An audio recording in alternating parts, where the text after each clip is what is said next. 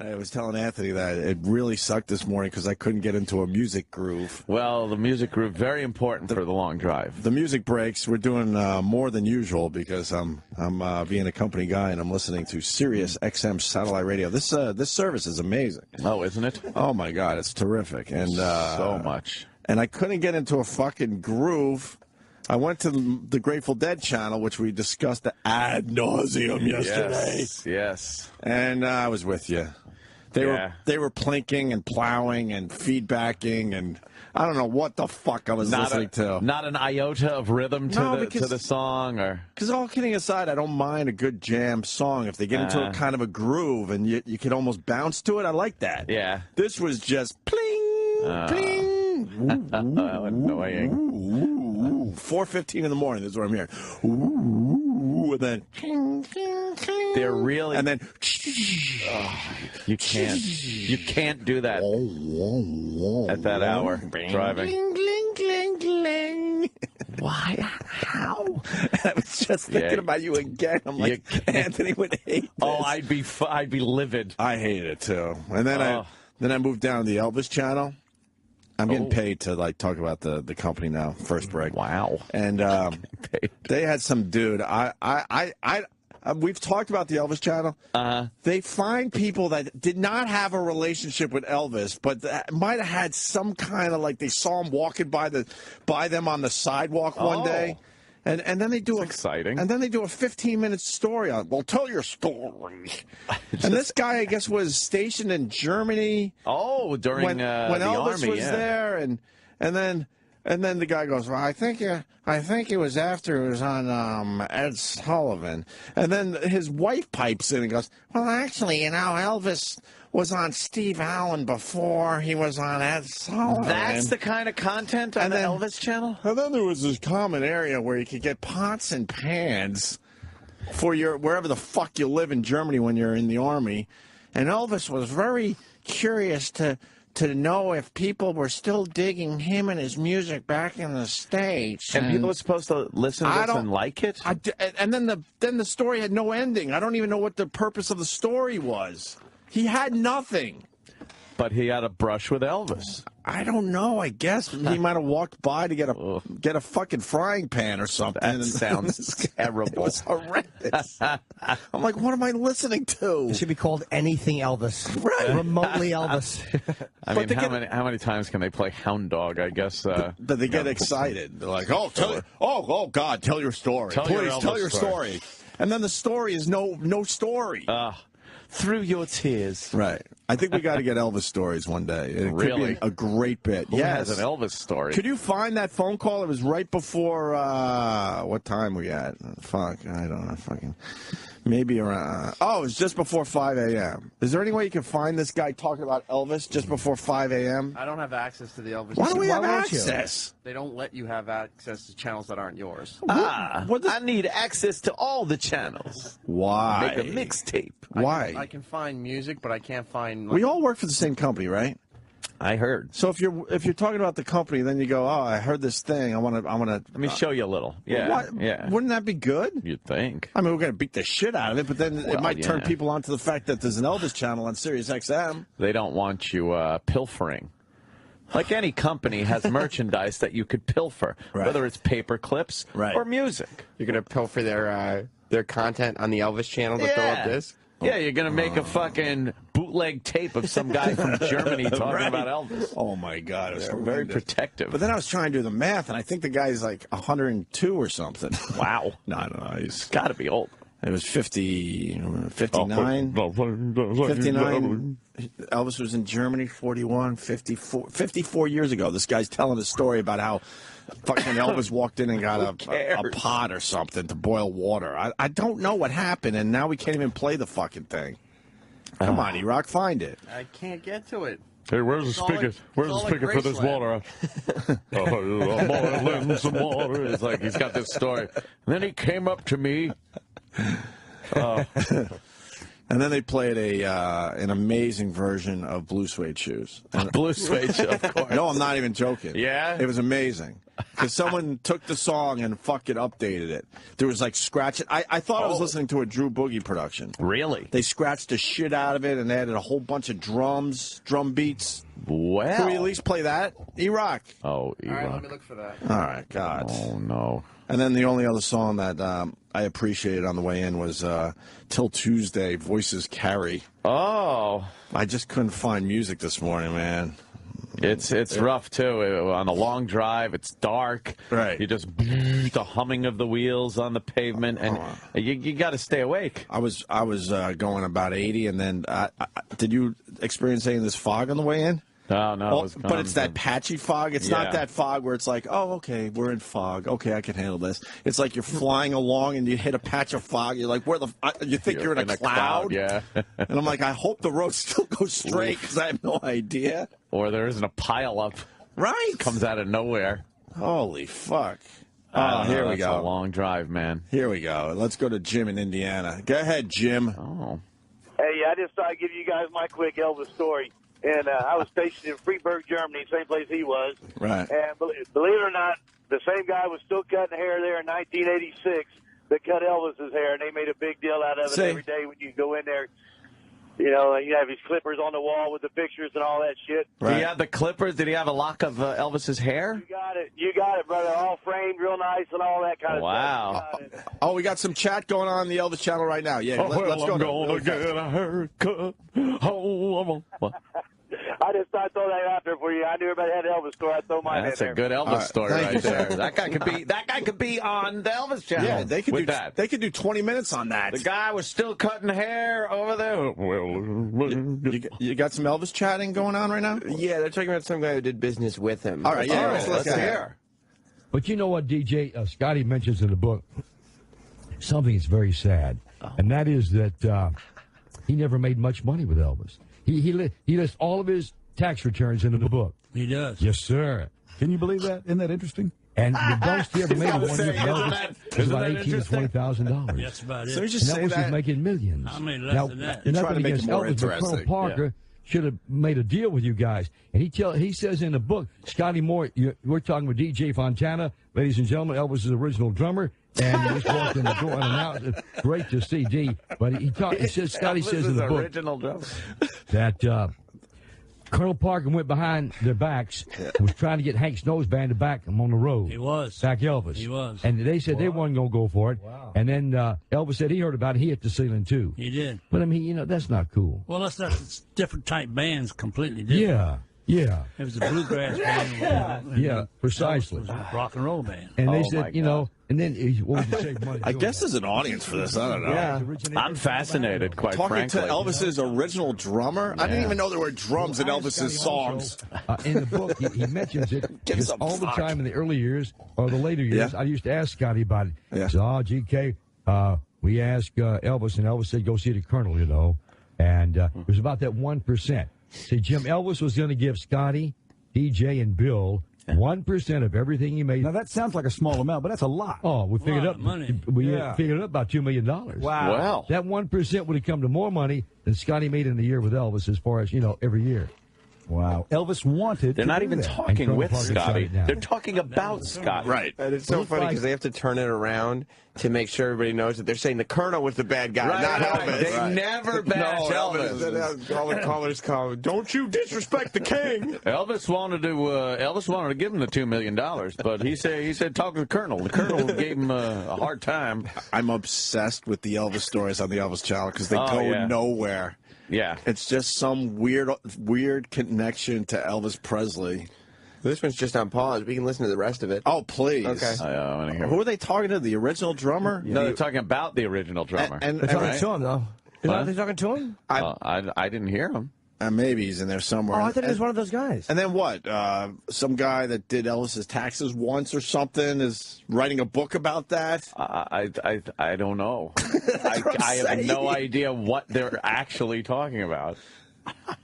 He shut down everything. Oh. We were driving out of California, me, Scotty, and Bill, and this guy, we had the yellow Cadillac then. The The one we had in Canada. The yellow The yellow Cadillac thing, yeah. limousine, yeah. And so this guy pulled us over, and he told who you were, and I said, yeah, that's pull over here at this restaurant. I want to talk to you. So he said, I'll tell you what I'll do, guys. I'll give you everybody a brand new Lincoln. He was going to give us Lincolns. What? Wow. I said, well, He goes, I'll wow. take one. And Scott said, we'll take one. And Bill, and he said, well, Elvis has got to be involved in this thing. He said, well, I don't know about that. Yeah. Well, the Colonel shot that down, too. He didn't, Goddamn You gotta Colonel give you piece of Lincoln. shit. No. He wouldn't allow everyone to get a Lincoln? Yeah, he's going to give Elvis one. Yeah, just Oh, Elvis. man. And he said, no, I want everybody. Why wouldn't the Colonel do it? Well, you know the Colonel. Yeah, I'll tell you a story, Chief. He didn't elaborate. Well, you know the Colonel. Why didn't the Colonel do it? Well, you know the Colonel. The Colonel can't just hand out Lincolns Yeah. to nobodies in Elvis's camp. Why didn't the Colonel give everybody Lincoln? Well, you know the Colonel. Elvis Anyway, wanted I got it. another story. Look, Yeah. It was Elvis, then the Colonel. You can maybe put Priscilla in there, and that's it. Everyone else who gives a fuck gives a fuck about them. Wow. Any more? Yeah. I gotta have a little more. Really? You remember Cliff? You know, Cliff Yeah. was a young Colonel Parker. Yes, He was a good con artist, too. He was good. And we're in New Orleans, and Elvis is making King Creole. And you guys have already gone back, because y'all have already cut the soundtrack and everything. And so this guy, we're on the set in New Orleans, down in the French Quarters, and this guy walks up and he's got on a That go beautiful nowhere, sport you're right. coat. He's an extra in the picture. And Cliff zeroes in on him. Oh, boy. Hey, man, I like that coat. Man. Where'd you get that coat? Well, my daddy owns a clothing store in downtown New Orleans. And Cliff said, oh, he does? And Cliff said, I'll tell you what, I'm with Elvis, Chief K's with Elvis, Alan Fortas is with Elvis, Lamar, all these guys with Elvis. And we like them coats, man. And he said, Cliff said, we got to work a deal here. You guys work a deal? What do you mean? Cliff was going to work on the guy. And so he went to work.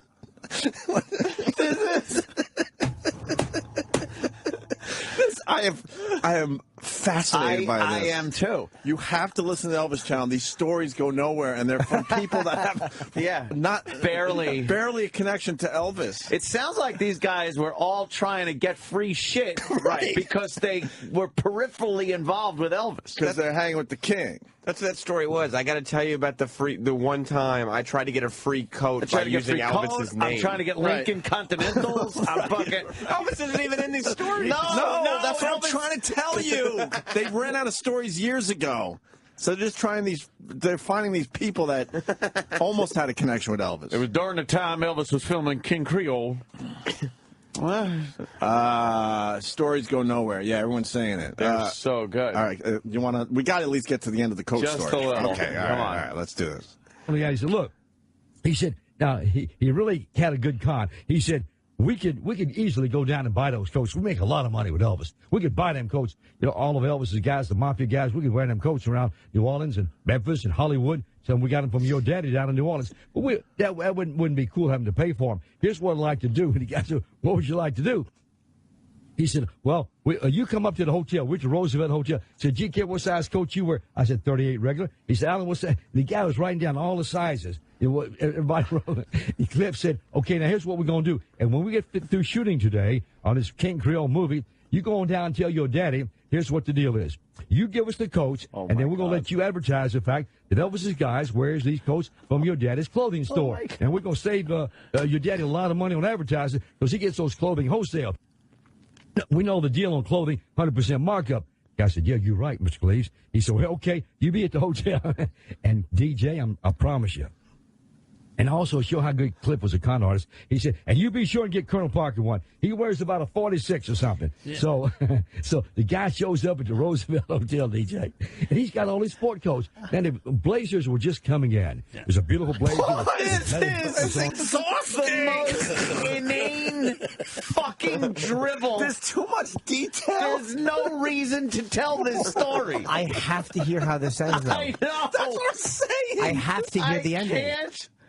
I can't get over this. What happened with these coats?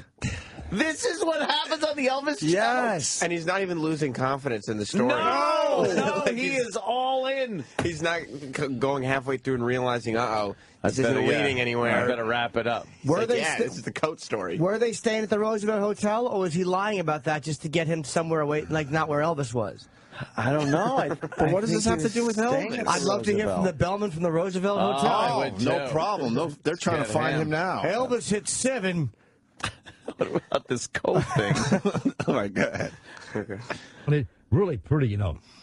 So my blazer fit and Alan's fit. We had on our blazers, man. We was walking around the hotel with them on. And so the next day, Cliff says, "Now I got to tell you what. I talked to the assistant director. He's going to use you again tomorrow." You know, they were looking for extras, you know. Yeah. So Cliff was cool. So the guy shows up, and he's got Colonel Parker's jacket. So we got on all of our blue blazers. They look really good, you know. So Cliff says, "See that guy over there? That's Colonel Parker." He said, "Yeah, I've seen him in pictures of him in magazines." He said, "Here's what you do.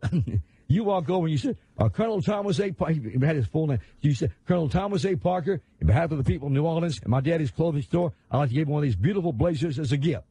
And so we were watching, you know.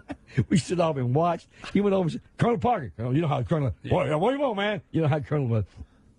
Colonel, and he went and made the speech. He said, "Colonel Parker, on behalf of my father, who owns such and such clothing store down in New Orleans, we'd like to give you this sport coat as a gift from the people of New Orleans." Colonel Parker, "What's the deal here?" He said, "Oh, no, Colonel, there's no deal.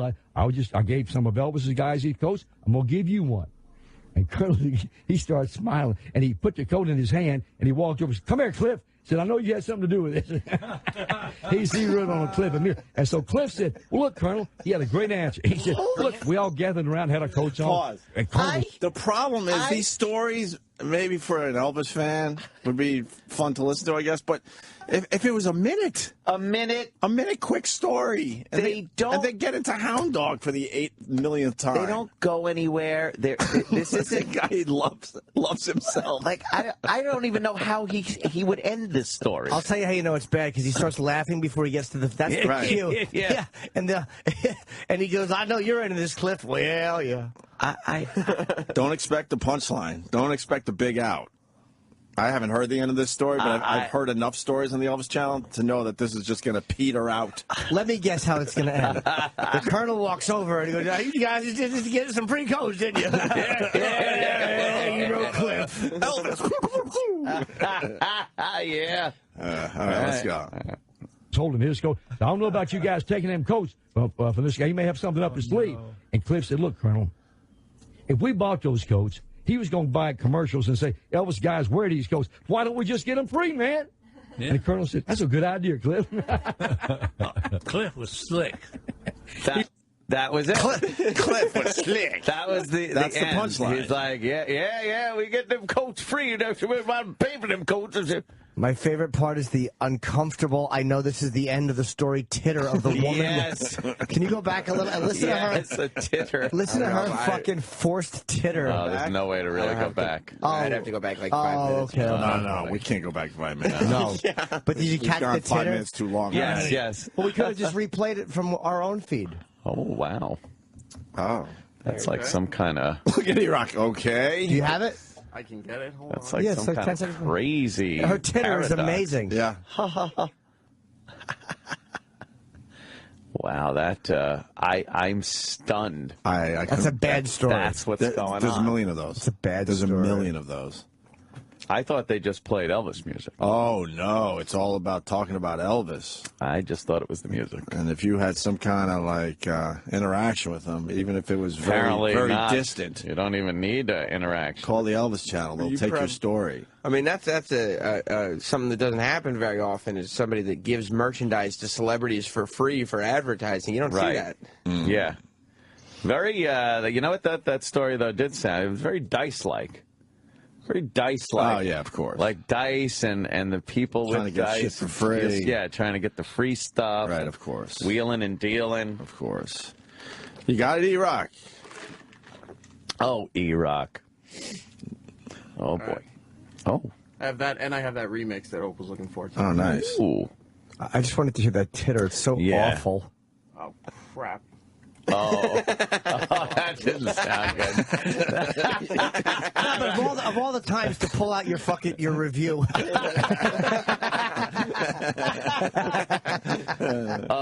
that's not good. Silence and then, oh, crap. I hit play and then restarted here. Let's see. I think this is it. All right.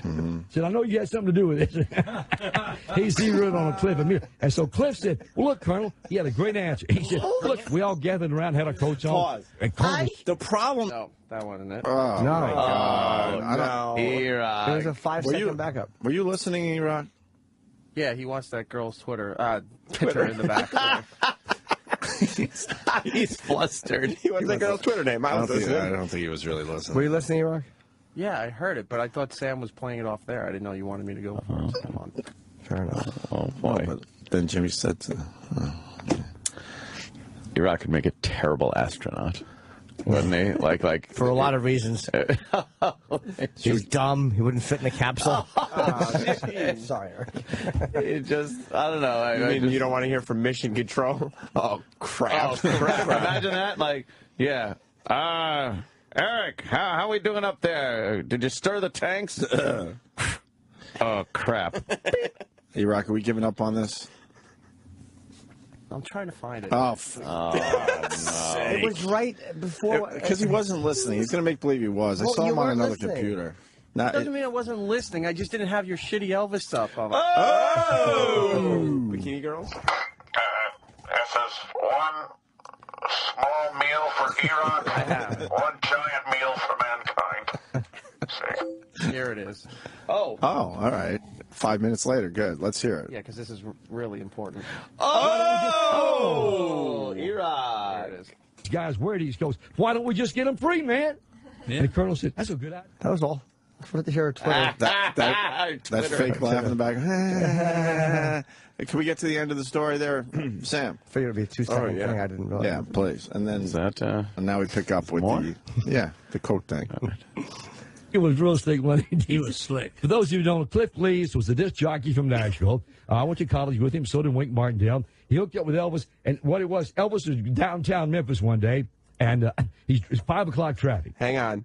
He's just going into another story? Because Yeah. now we're about to hear the story of Cliff. We're past the coats. That was the end of That the was coat the end of story. That was Cliff and the coach. Now it's Cliff and traffic in Memphis. Yes, this is the Cliff story. Yeah. With Elvis, walking around Memphis at 5 o'clock one day? Right. Okay. This could be a good story. Maybe. It just goes one after It another. won't like be a this? good story. No, I think it's going to be a good story. Cliff is a bit of a character. Is Yes, that he right? is. Yeah.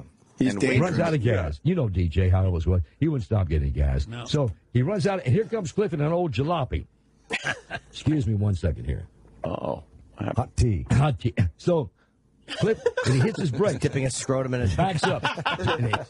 Man, you Elvis Presley. See, I'm Elvis Presley, so I'm Cliff Lees, man. I know Wink Martindale and George Klein. Wink yeah, Martindale. what's wrong, Elvis? So I ran out of gas.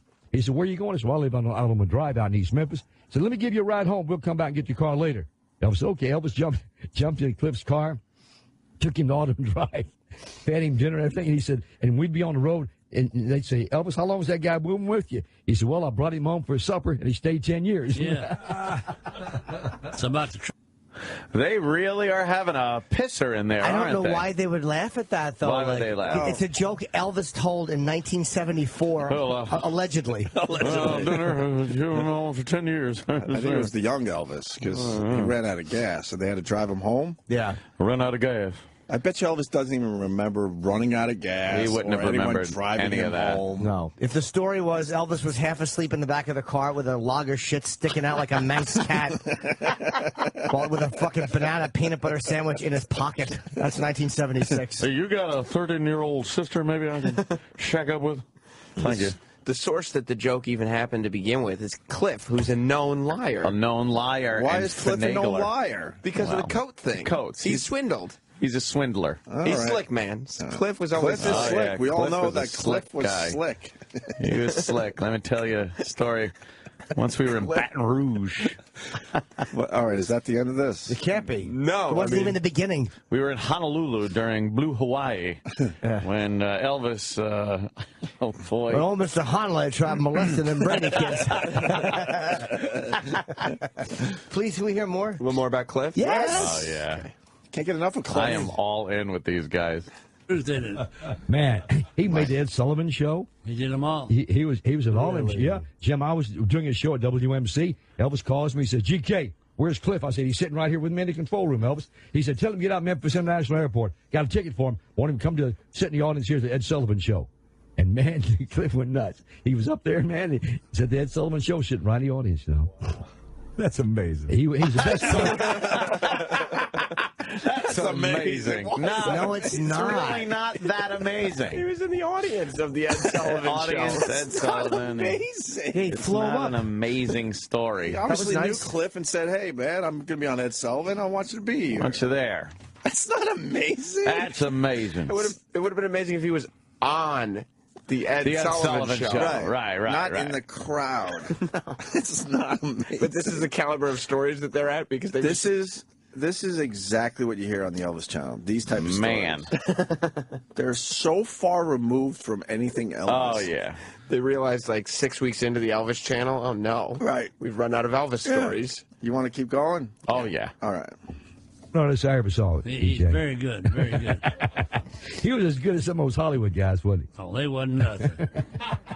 Our guest is DJ Fontana. Ladies and gentlemen, a legendary drummer. He's in the Rock and Roll Hall of Fame, the Rock and Roll Hall of Fame, in Cleveland, Ohio. He was Elvis's original drummer and a terrific guy. And this is his wife, Karen, over here. Pause. They're all good friends of mine and Jim. This is. You know what original drummer means, right? Oh, God. Pete Best kind of. Right. Elvis was like, we got to get a new drummer. Yeah. That's what original drummer means. Yeah, because you could just say the drummer, but you have to say original drummer. That means there was a problem there, and they had to move on to a better drummer. He's the drummer on the demos, and that's it. I don't even know anything about Elvis, and I would assume that's why he didn't stay with Elvis. His drumming was lackluster. Hey, Colonel, why don't you fire that drummer? Right. We need a new drummer there. Sounds like we're about to hear about DJ Fontana, the original drummer's wife. Yeah, Oh, now he's going wow, to talk about okay. the wife. Yeah. What does that have to do with Elvis? Oh, no. Well, because her husband was once drumming for Elvis, and the Colonel only gave him $18,000 and no Lincoln. Oh. Yeah. Well, and he could have that's the guy gotten, that didn't get the Lincoln. $2 million bucks and a Lincoln and some cool blazers. But did he get the coat? I don't think he got one of The the original coats. drummer didn't get the coat. What? Are you sure? Cliff wasn't looking out for him. He's slick, that Cliff. Fucking Cliff. Fucking Cliff doesn't take care of the original drummer No. with a free coat. Bastard. Cliff, the Colonel, bunch of scumbags. Well, you know, DJ never got gas. Why did DJ get gas, for Pete's sake? He said, get to the airport. I got a ticket for it. I want you to see the artist. That's amazing. That's amazing. You mean there was chairs there and everything? Yes, sir. Well, goddamn, that's stupendous. Amazing. Fantastic. I wasn't sure this was going to work at our show, but I love it. But fuck it. We can't definitely get take enough. chances on this dumb radio show. They are good with stringing one story right into another. Because you might just sit there and go like, all right, yeah, I'm going to listen until this story's done, and then I'll go about my business. But they never really end, and they never really begin. Because there's no real punchlines to any of the stories. And there's no filter. So you're of, tricked. Like, this story won't work. Right. I can't tell this story because it's not entertaining. All right, They sound like comedians who aren't doing well on stage, and they just talk faster. Yes. Like, you know, I just want to, you know, but hey, how many people here from out of town? Are you guys from out of town? Yeah, my friend Cliff one time, we broke down. All of a sudden, I'm like, I'm going out of Memphis. But seriously, the Colonel there broadcasting. Any birthdays? Yeah. Anybody here have a sports coat that you want to have a little joke about? Anybody here have a coat that... Oh, shit. All right, what are we going to learn now? One more, please. I got to have one more. I have more. All right. We're starting to move into The original Elvis's drummer's wife? Yes. Okay. Big JR, my bodyguard back here. Got me a bodyguard now. have you? I don't know why I need a bodyguard, but that's big old. enough. That's Chicago JR. If you ever go to Chicago, he knows everybody in Chicago. This guy does, JR Bradman.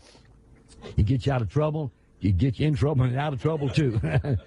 But he's cool, man. He's cool. He's a cool guy. You have to get a card on him. You know what he did for this guy right here? I can't tell you. I'll tell you off there. He did something really nice. When Jim had his heart attack, he did something extra, super nice for You Jim. know about that. You were overseas when you got your heart trouble. Yeah, I know about all. What country were you in? You know, Elvis sang a lot of songs about the heart. We're not even hearing about Elvis anymore. We're hearing about GK's heart trouble. Who is he? GK, I read his bio. Yeah. George Klein is his name. He's been doing radio for nearly 50 years. Oh, my God. God bless him. And first became aware of Elvis in school when he was 12 years old because they were classmates. Whoa. Oh, wow. All right. Wow. He's got an in. All right. He was my best friend, George recalls. Oh, I bet. How many of them say that? Right? That's what I'm saying. Who did I meet that was a good friend of Elvis? Dice knows him well. Me and Florentine met him. Jerry. What are you telling it on this? Why don't you go find the Elvis channel and tell the fucking story, Well, I Jim? do have an Elvis story. They could do a half hour on this. Fuck yeah. I went to an event, and it was a bar mitzvah.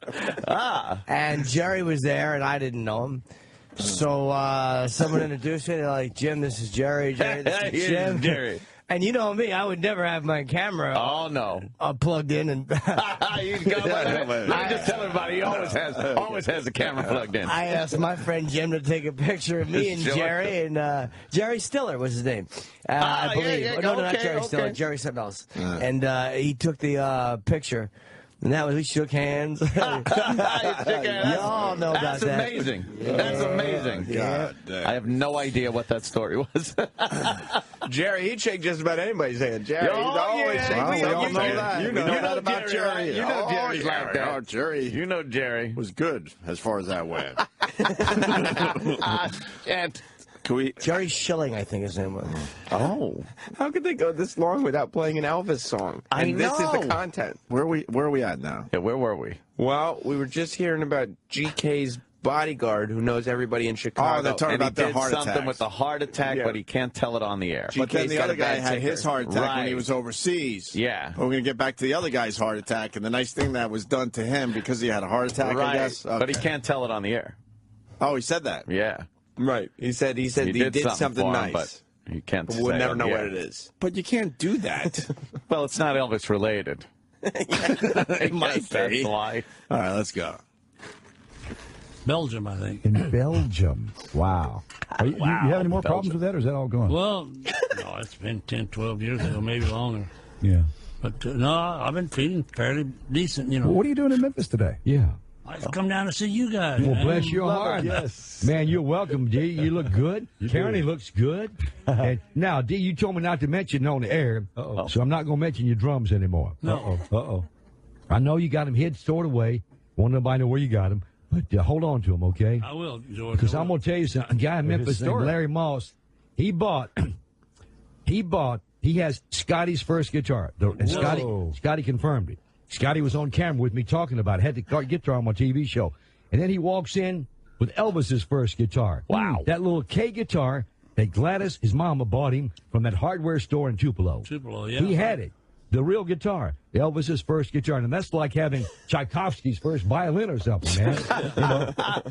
Or Bill Liberace's first piano. I don't know. Name more people. He had And so we took the two guitars. Liberace's Scotty's guitar, first fucking piano Elvis's stool guitar, upside down. Between them and took a picture. That was great. And would you believe I offered it to Rolling Stone? They didn't call me back. The two guitars, Karen and DJ and JR, the two guitars that originated rock and roll. When they did That's All Right Mama. Because Scotty played a lick, he told me, DJ, and when Elvis went into That's All Right Mama, he didn't know the song. And Bill Black didn't know the song. So Scotty started ad-libbing. But what he did, DJ, he did a great thing. He combined country music with blues. What? That became rock and roll. And Scotty and DJ was playing, and the two guitars that originated. Now, do they go into the song? That would be like what you would do, right? Of course. Let's all rock, mama. Those were the first two guitars. Let's all rock, mama. Rock and roll. Let's all rock. I call what's his name? He owns Rolling Stone magazine. Sean Werner. Jan Werner. Because I met him when I was up in New York when Elvis went to Rock and Roll Hall of Fame. And I said, look, I got this picture. Look great on the cover of your paper, especially with Elvis Week coming up. He didn't even call me back, man. Golly. I called Guitar Magazine. Golly. He didn't even call me back, man. Yeah, I had a that guy's the biggest scumbag than the Colonel. Golly. Yeah, he had Liberace's original piano seat. It's a coat rack.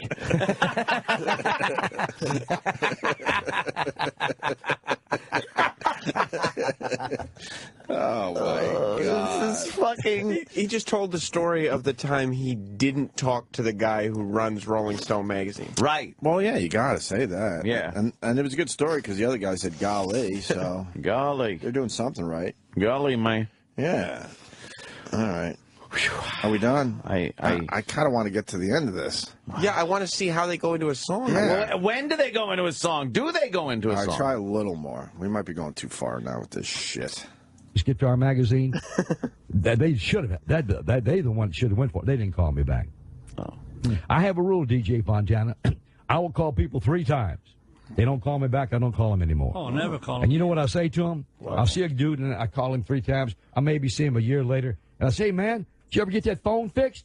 He said, what you talking about? I said, I called you 3 times. You never called me back, man. Oh, man, I was out of town. Oh, man, yeah, they had a million excuses. It takes 2 minutes to return a phone. Wait a minute, hold on. He just downgraded his excuses by 999,000. I heard he said he had 1 million excuses. Right. And the other guy comes back with 1,000 excuses. He sliced his excuses by 1,000th of what they should have been. He gave him. That's crazy, man. 1 million excuses. I'll give you 1,000.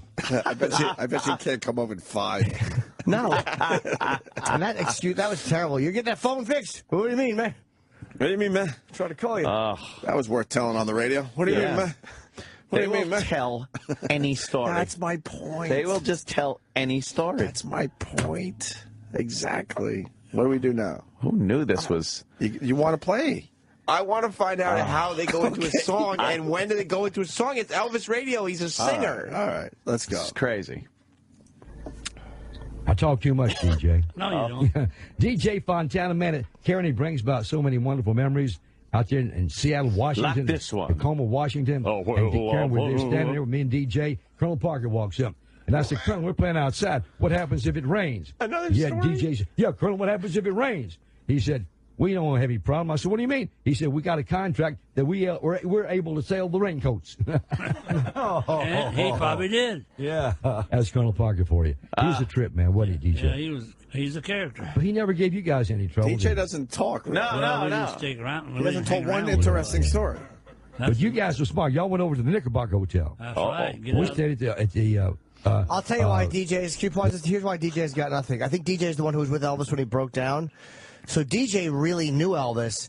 So this is like listening to people tell Patrice stories about, yeah, my friend worked in a club one time, Patrice there, he ordered Diet Coke, but there wasn't no ice. Right. We would have nothing to chime in with that. Nothing. Because we know the real story. This guy, DJ, probably saw Elvis get his dick sucked. He's got some good stories. Oh, he could probably tell you when I said, Elvis, if you're going to fuck her in the ass, you don't put it in her mouth after. Oh, man. And Elvis cracked her head up with the guitar. You know how Elvis was. Now that's amazing. You know how Elvis was. Yeah, Elvis took a fried banana peanut butter sandwich and mushed it in her face and said, I ain't signing shit, you fat bitch. DJ knows the real stories, but he can't tell them, so he's got to listen to these fucking inane babble. He'll just chime in. Yeah, Elvis, man. There's a lot of hearsay on this channel. A lot of hearsay. Yes. A lot of inadmissible evidence. DJ is the guy you want to talk to after he has a few belts. But GK wants to be the expert, so he's not even asking DJ questions. He's just like, DJ, you sit there and listen to some of my great... You know how he was, DJ, because one time we was there at the Knickerbocker Hotel. Yeah. And, yeah, that's what he does. He just kind of... Because the Colonel, you know, he didn't like no raincoats. Yeah, I know how the Colonel was. And then DJ wants to chime in. I sure do. I once watched him burn an infant alive for $1.50. There was a baby, and someone said, I'll give you $1.50 to burn that baby alive. And he did it, and Elvis laughed. He had a good laugh, didn't he? Oh, yes, he laughed.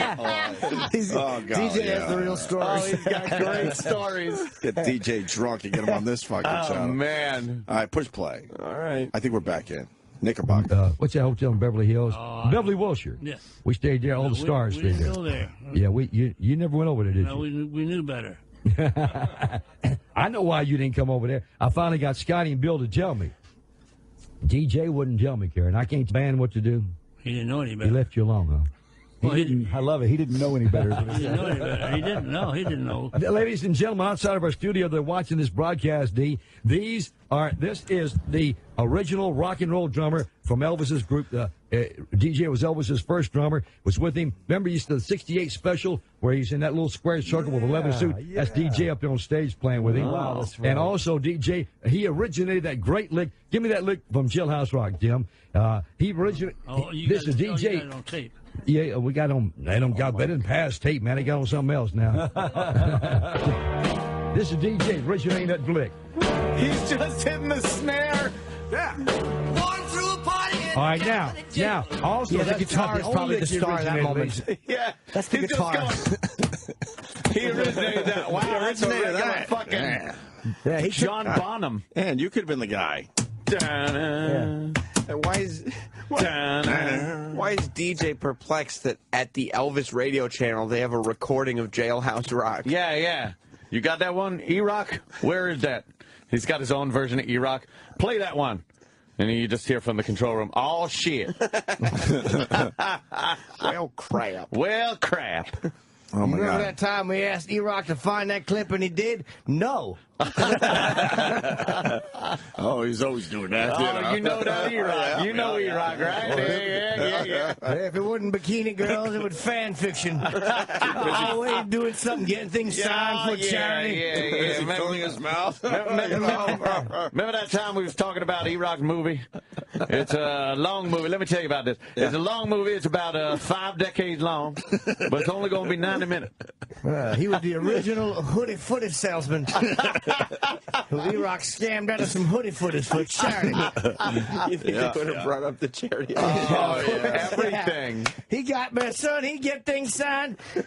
Said he's going to sell it for Katrina victims. And they said, why are we signing it to E-Rock? Oh, you know E-Rock, right? You know him. He said it'd make it more valuable. You know how he would. Oh, yeah.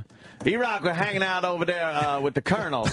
No, Sanders. Colonel Sanders. Because he liked the KFC. Yeah, and he said, give me a bucket. That's the whole story. Ate through it. Well, now they're going to break down Jailhouse Rock. And the part. That was the drummer. That's this man. He came up with that lick. Came up with that lick. Maybe the least impressive drumming on any Elvis song. Absolutely. It's the guitar that makes that. That's the guy I want to talk to. Yeah, exactly. Here's the fiddle player. You can't hear him, but I think that's the first noise a kid makes. There wasn't even anything. Not even a little. Right.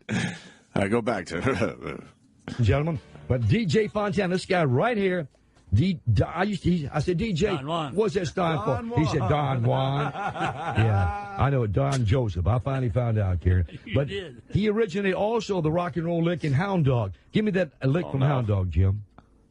4, 3, 2, 1. Hit it, D. 4, 3, 2, 1. Oh, I got a live version, of course. No, I don't want the live version. E-Rock. Oh, they got their own E-Rock going. Man. They got an E-Rock live version.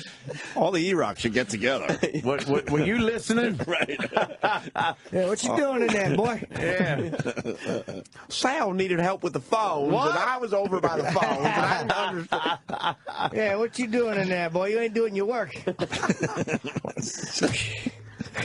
Because they pull you in, they don't end, so you just keep listening.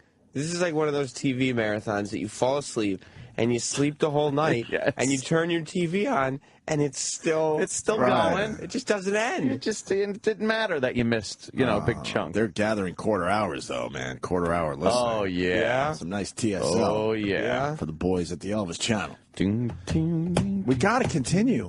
I got to hear a little more. To. I do. I'm sorry.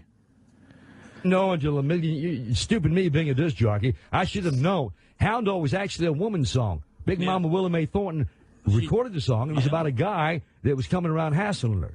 And Elvis just did the song, but people didn't realize. I didn't realize it. Did you? No. You didn't? I know why. I didn't. No. He did it. Well, Freddie Bell and Bell Boys was doing a song in Vegas, weren't they? They were doing that same song, exact arrangement, actually. Oh. And didn't you guys go down and watch them sometime? Every night. What happened in RCA? Well, in they New York? ripped off somebody. They ripped off some just nobody? admitted to ripping off some same arrangement. He just admitted that he stole the whole arrangement. Yeah, we saw that. So in the end, you got these assholes still living, basically saying Elvis ripped off people and it was no big deal. Yeah, we've seen some Negro doing it. Right. So that amazing. Well, I stole it. I found it. I stole it. Some guy was. He did an exact arrangement. We lifted it Oh my God. note for note. Why would you just say that? Why would you admit to that? And GK and his great instincts. Keep Move the on from that. illusion Let's move on alive. from that. Hey, oh shit. Keep the illusion going. Yeah. Let's go. Let's do Hound Dog. We knew it. You already knew it? Yeah, we had been doing it every night, watching Freddie Bell and those guys. I said, he said, can you guys do this? We said, yeah, man, we know it by now, you know. Yeah. So he said play just like they did. Just like the record. Wow. I mean, just like Freddie Bell. Play it just Mike like... Stoller and Jerry Lieber wrote that. Yeah. And they told me they wrote it for her because she was a chick singer, obviously, and Big Mama Willa Mae Thornton. And she says, you know, if you listen close, she's talking about a guy coming around. I had never listened to it that close. And here's Freddie Bell and the Bell Boys version. It's Freddie Bell. Yes, they said you were high class. That was just a lie. I want to hear the drum. You never caught a rabbit, so you ain't no friend of mine. That's Freddie Bell. Wasn't that great a singer, but they had a lick going. They had a groove going. They really did. Yeah. DJ now, this is DJ Fontana, in case you just joined us. DJ Fontana was Elvis's original drummer, played on all those early great songs, was in all those movies. He was in Loving You, and he was in King Creole. He's DJ Fontana. He was in all those wonderful movies, especially Jailhouse Rock. And he is just dropped in, he and his wife, Karen. It's a pleasure to see him because every time we call, beautiful Karen answers the phone. And DJ has never refused to interview, has he? Not one single time. And I don't answer the phone.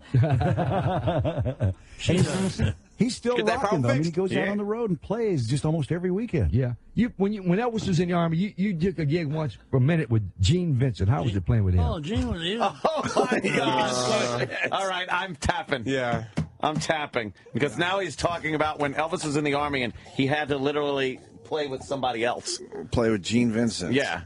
How was that playing with Gene Vincent? Until Elvis came back to the States, I guess. That's for the. Now he's got to run over to the Gene Vincent channel and do an interview there. Oh my God, we never got to the end. No. I hate when we don't get to the end. We can't. Do they play music? Do you hear music when you're driving? I don't even know. I heard that remix of Blue Suede Shoes. Did you find that, E-Rock? Yeah, it kind of sounds like Grease. Grease? Yeah. What are you talking about? I hear it. Oh, God, yeah, good call. But I don't think this is what... Because I need a man.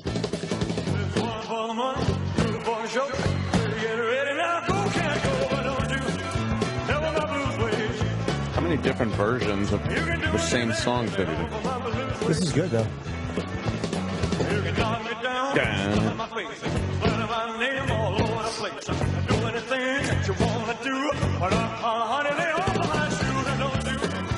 I didn't hear this version. There's no other versions in there?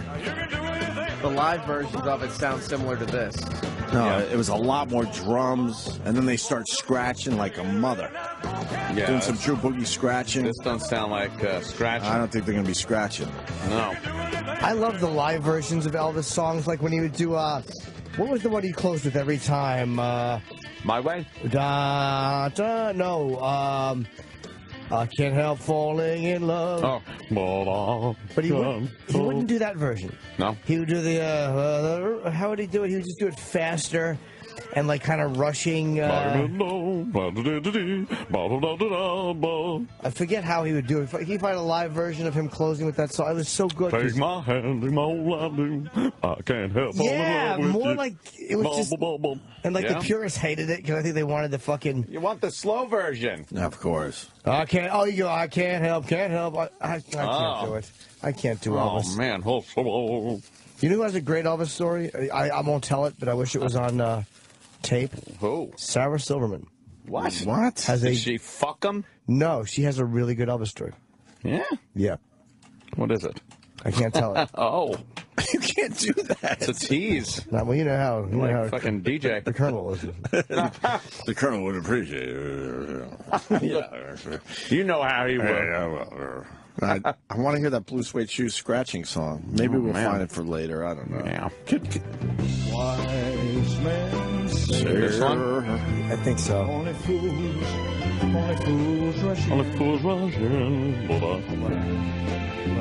Yeah. I can. I would be pissed if he did this version. I love this. Whoa!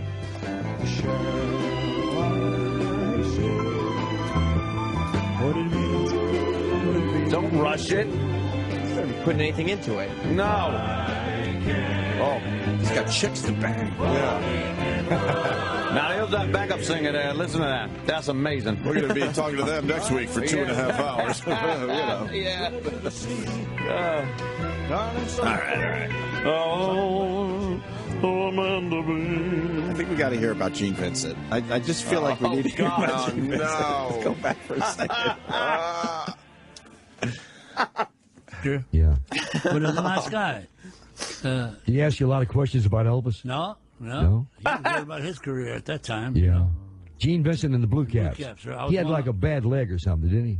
Yeah, I don't know what was wrong with it, but he did have a bad leg. Yeah. This guy doesn't know anything. So, nothing. DJ Fontana. He doesn't ask any questions. You're hanging out with a guy with a bad leg. Wouldn't you ask around, like, why does he have a bad leg? Did it smell? Was it rotting? I don't know why. I don't know why. You didn't ask one person what's up with his bad leg? Exactly.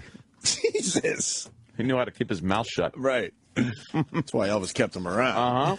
And people are suggesting that Clint was flown to the Ed Sullivan audience because maybe he was, Elvis's drug dealer. Oh. Yeah. Wow. Delivery for the king. Yeah, that was the code word. Tell him to get up here and bring me some peanut butter sandwiches. Yeah. Tell him I need some peanut butter and bananas. That means uppers and downers.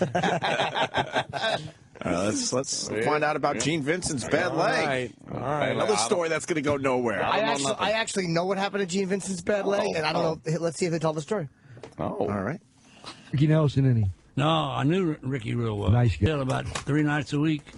At the Knickerbocker. What? Hang around. Wow. Who's Bucker? I was trying to figure out who else you played with while Elvis was in the Army. I guess Gene Vincent was the only He was one. about the biggest one, yeah. Yeah. He had a couple of hit records. Oh, he had a couple, yeah. Was it a scary time for you when Elvis was in the Army and you were having to go on your own? No. No. No. You know, I don't want to interrupt GK, but I got breaking news. You do? Denny has an Elvis story. Wow. Does he really? That's wow. I'm being told that he was I think we telling the story to Travis, and Travis was falling asleep in the office. Oh. Could we try to just do Elvis until 10 o'clock today? No breaks. Just like this show.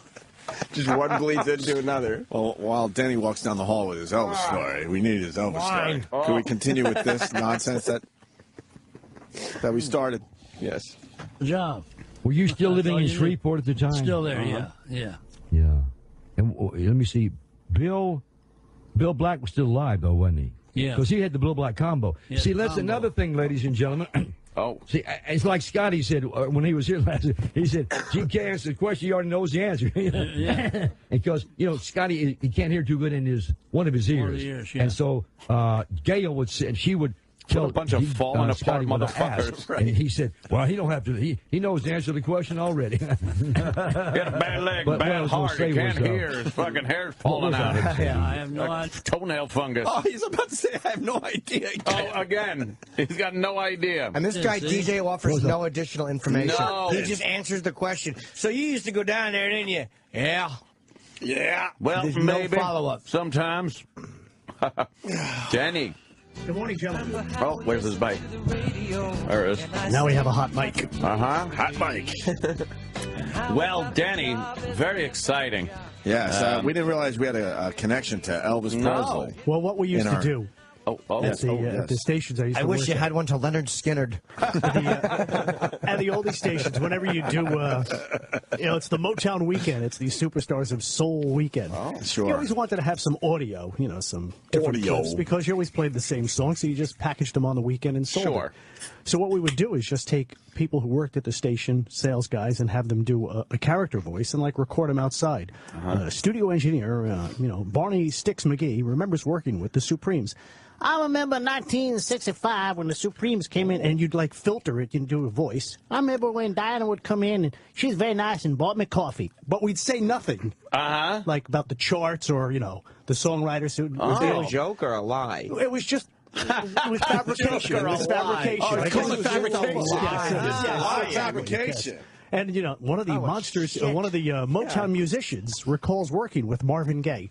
I remember Marvin Gaye was a nice man, and he would bring me lunch, and that would be the cut. But it never happened. Exactly. Oh, and it was all phony voices. That's not theater of the mind. That's shit. You were fabricating. You were lying to the fabricating. audience. You'd go outside with a cassette and record it in the hallway or something, just to get some different audio, some ambient. People sound. are suggesting that you should replace your real voice with that voice. Just that, yes. Your voice is so awful. And maybe then you'll get a full-time shift. Yes. Sam, is that you sending that tweet? No, it was me. Yeah, that story brought out rage in me. The radio guys have been doing that to the public for years. Oh, yeah, it's theater of the mind. I know, I understand that, but that's mindless. They don't take when you think you're being told the truth and it's a blatant lie. Yes. It's a lie. Radio guys have been lying forever, man. Like somebody heard that and went and told their office mate, you know, oh yeah, I heard a guy who got Marvin Gaye a sandwich, and they were wrong. They were lied to. Right. Yeah. It might have happened. I was backstage and I seen the Pips walk by with the Gladys Knight, and they actually waved to me. They're very nice gentlemen. Exactly. That would be it. Exactly. You know, right into Heard It Through the Grapevine. What about the Elvis story? What's that? I thought you had an Elvis story. We heard you had an Elvis story. Well, I had stories similar to that. I remember the Elvis story that I always remember when he was supposed to play in 1977 when I was driving home. At Westbury Music Fair, I believe. The Coliseum, I think. Oh, well, somewhere. I think he could do a bit bigger than a 3,000-seat arena. I think he was playing at Westbury. I think my aunt had tickets to see him at Westbury Music Fair. And I remember there was a station in New York that Pat St. John worked at, WPLJ, when they were still a rock station. All of a sudden in the afternoon, they were playing Elvis. Uh-oh. And you knew something was up because they were breaking format. They Oh, boy. Breaking the So format. you said, why? You know, why? Because they were New York's best rock and Was it stereo. Flush the Format? Did they do Flush the Format that day? No, that was Scott Shannon's thing. Scott Shannon. Flush the Format. You got crazy. I got a tree on my house. I got a tree on my house. I got a tree on my house. I got Botox on my face. Whoa. I got a putty nose. Putty nose. Fucking I rock got a monster. tree. I got a wig on my head. Now, when you went away to I got a slur in my voice. Now, when you went away to Las Vegas, did you bring back any air checks of Vegas radio? Did you make No. any air Why checks would or I anything? do that? Oh, we used to do that. I'm sure E-Rock would probably used to do that too. And used to go on vacation years ago. You would make air checks. You'd go to the hotel room and record some of the local radio stations and bring it back to the radio station you worked at. Oh, my go over it. God. Oh yeah. I would literally be less weirded out if you said we would collect local samples of shit and bring them back in an envelope in our carry-on. No, the air checks would be great. Oh, then you trade those air checks, right? You trade them on American air checks. For what? Yeah. What, you trade them on other air checks. Hey, I got 2 Honolulu fucking traffic reports. What do you give me for that? It's a self-inflicted gunshot wound. Yeah, I remember going to Hawaii and recording Hawaii radio stations. Yeah, you could do stuff like that. But what you get when you recorded a Hawaiian fucking radio station, that was different. The different jingles, the things the jock said, and some of the events. And different jingles. Yeah, it was all Could you bring in a jingles package that you really appreciate? Oh, yeah, I got boxes of them. You got one He's down got boxes of jingles. Do you got one down the hall? I could probably have one on the hard drive of jingles.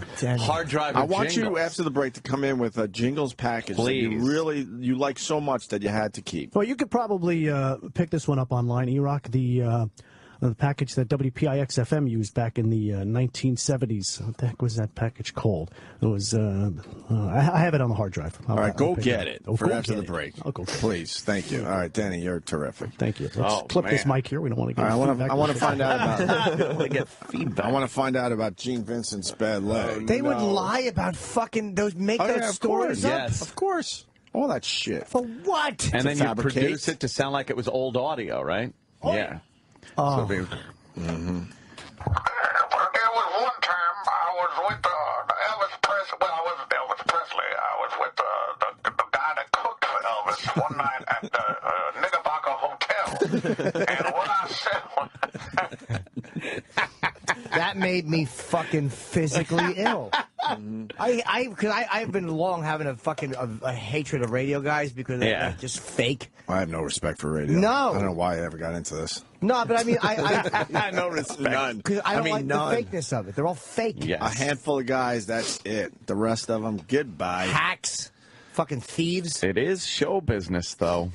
Yeah. You know, you got to give him a little leeway as far as the show aspect of I remember Gladys Knight, and she'd cook for me. How is that show business? It's just lying to people. Right. Yeah, that's true. Let's push play on this. Oh. You forgot. You were going to say that it is an honor and a pleasure to have DJ That's here not what I was on gonna Elvis Week. And all these fans are so excited. They're outside the studio staring in at GK talking to the legendary drummer DJ Fontana. That guy who was on television late at night, he was a good friend of yours, that real great drummer. Oh, Max Weinberg. Is he still with Conan O'Brien? No, he's with, him and Conan had Is he okay? fallen out about Oh, something. they did? Who's he with now? Bruce Springsteen. I know they had Bruce a falling out. Springsteen. No, he's been with Bruce. Yeah, Really? he was always Bruce's drummer. Wait, the guy doesn't even know. How good a friend? even know. How good of friends could you have been? No, it's the other guy.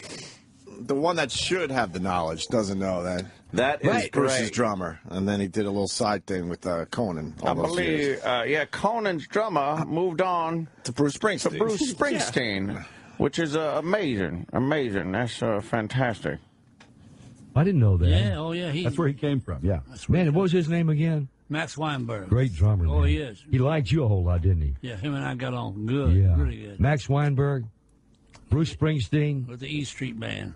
Yeah. You know, Bruce Springsteen, DJ Fontana. We're live, ladies and gentlemen, at Memphis, Tennessee's Graceland, Sirius XM, George Klein. It's Elvis Radio, and this is the day that Elvis passed away. Right, yeah. August 16th. Where were you that day? 1977. Where were you, DJ? Where were you? Remember what you were doing? I'm trying to think. Yeah. What? I was in Nashville recording. What we were doing is there was a colored family that moved in to the neighborhood. We were trying to lure them out of the house with barking German shepherds. And we were trying to get them out in the neighborhood. So this guy doesn't pay attention. We were to on anything. horseback Where and was yelling, you? "Go home!" How do you, after all these years, don't know where you were when Elvis died? I had no connection to Elvis Presley. I remember exactly the moment I heard. Yeah.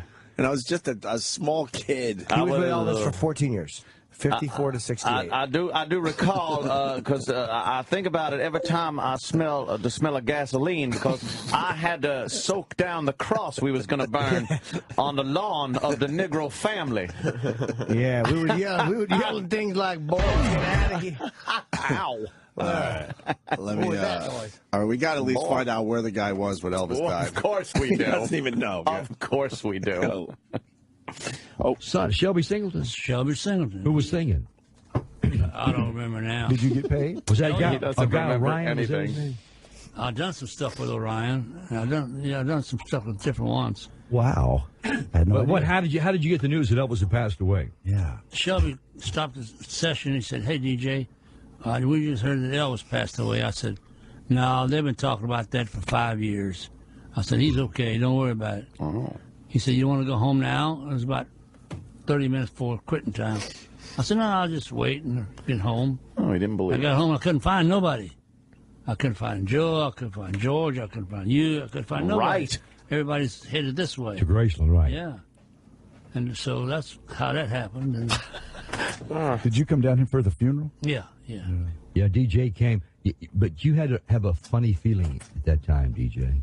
I always have funny feelings. Yeah, but I'm serious. I mean, he with him passing away, it's hard to believe, wasn't it? Yes, it was. And I remember. Yeah, really what difficult to happened with believe me. that a guy who was grossly overweight, who did Sweating. barbiturates and performed and fucking did no exercise, died. What a shock.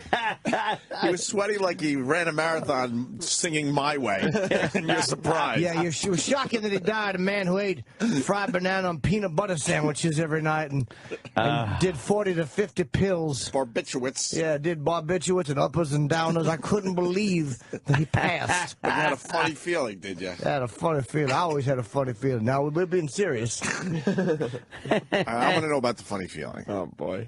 I was still working radio and TV in Memphis, and I was at the theme park consulting for this little theme park like Six Flags in Memphis called Liberty Land. And the PA system said, "Mr. Klein, first line one, please." Said the push button. Back in the day, push the button. I push the button. This morning jock at HBQ's GK, we got United Press ran a bulletin that Elvis has passed away. Same thing you said. I said, "Oh, man. You know, 2 weeks ago he was in a hospital. You know, that rumor runs all the time." He said, "Would you please check it out?" I said, "Sure." And then I hung up, and the lady said, Mr. Klein, line 2, line 3, and line 4. At that point, I knew something was wrong. Wow, yeah. So I called Graceland. And Mr. Presley, at that time, Burnham was dating a lady named Sandy. And I said, Sandy, George Klein. She said, yeah. I said, is it true? She said, yeah. You need to get out here as fast as you can. And, man, DJ, I felt like somebody had taken a hot knife and just rammed it through me. Yeah. Man, I'd never had a feeling like that in my life. Elvis he couldn't pass away.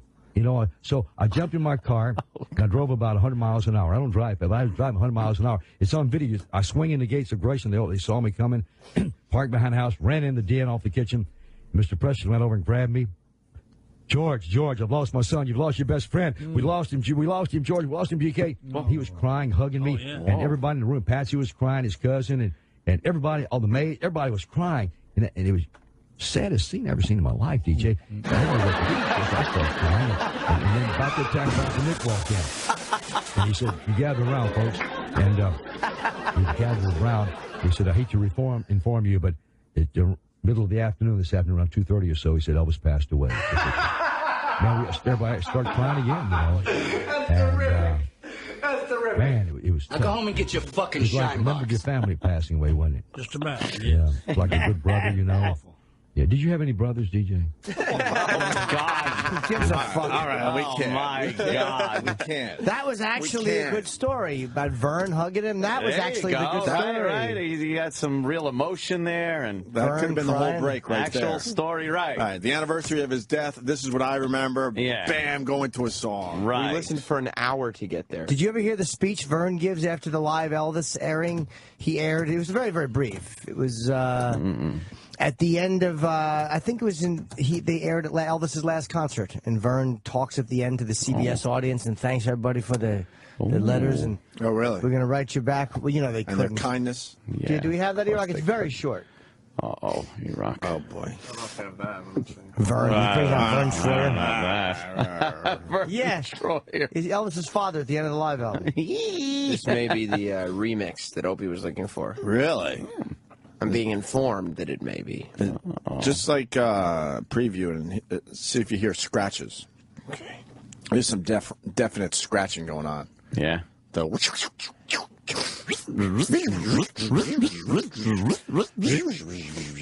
look at that. Elvis dancing. Oh, my God. What's that one called? Was that from Roustabout?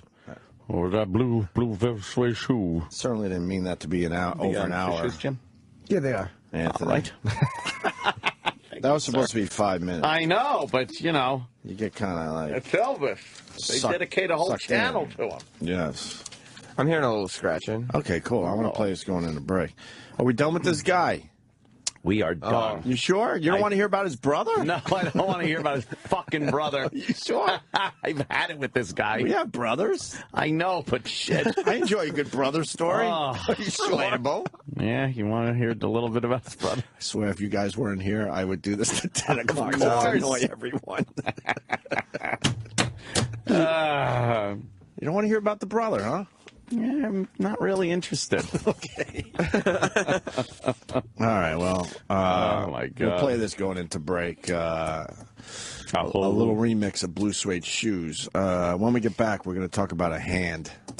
Oh. And it happened right outside this fucking building yesterday. Holy shit. A hand? It's a foot. I mean, a foot. A foot. Oh, my God. Yes, of course. Yes. Wrong body part. A foot. And Dr. Oz getting involved. Oh. Dr. Oz, a foot. It's crazy. All outside this building yesterday, right after our show, pretty much. I missed the, All right. I took a photo of the cab, though. Oh, you saw the aftermath, kind of? Oh, yeah, I got a picture of the cab all propped up on the thing. Yeah. Wow. One of 10,000 people who took the same photo. Exactly. All right. But first, this.